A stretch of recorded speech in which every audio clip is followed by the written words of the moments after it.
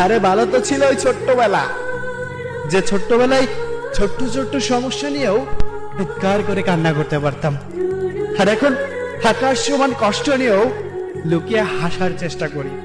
যেই ছোট্টবেলায় ভাবতাম বড় কবে হব, আর এখন বড় হয়ে ভাবি জীবনের সবচাইতে মধুর সময় কাটিয়ে এসেছি সেই ছোট্টবেলায়। বুঝতেই পারিনি, যদি জীবনটা এমন হতে জানতাম তাহলে কখনো হয়তো বড়ই হতে চাইতাম না। কষ্টের গল্প শুনবা?